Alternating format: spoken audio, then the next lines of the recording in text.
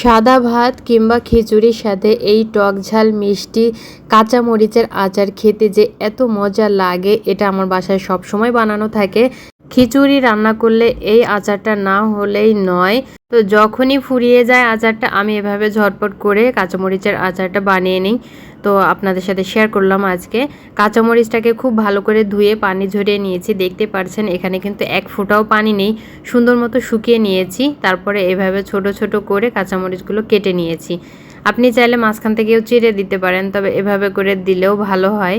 এখানে তেঁতুল নিয়েছি, ভিনেগার দিয়ে তেঁতুলটাকে ভিজিয়ে রাখবো। অবশ্যই ভিনেগার দিয়ে তেঁতুল ভিজাবেন, পানি দিয়ে ভিজাবেন না, তাহলে কিন্তু আচারটা বেশি দিন ভালো থাকবে না।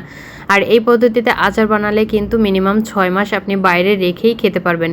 1 চামচ পাঁচফোড়ন নিয়েছি আর 1 চামচ জিরা নিয়েছি। খুব সুন্দর করে টেলে নিয়ে এটাকে গুঁড়ো করে নেব।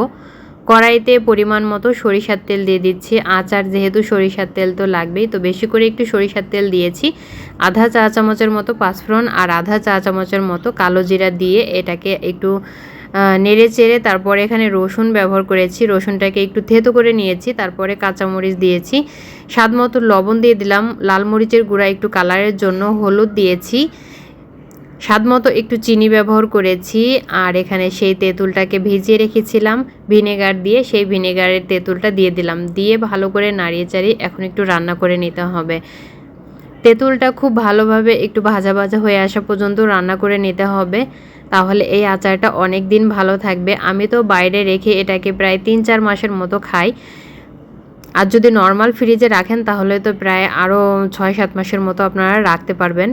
তো এখানে উঠানোর আগে আমি কিন্তু সেই পাঁচফোড়নটা দিয়ে দিলাম, যেটা আমি তেলে গুঁড়া করে নিয়েছি। আর এই তো কাঁচামরিচের আচারটা কিন্তু হয়ে গেছে, দেখতেই পাচ্ছেন কালারটা যেমন সুন্দর লাগছে। আর এই আচারটা খেতে অনেক মজা। অনেকেই বলবেন অনেক ঝাল, এত ঝাল খাওয়া যায় না।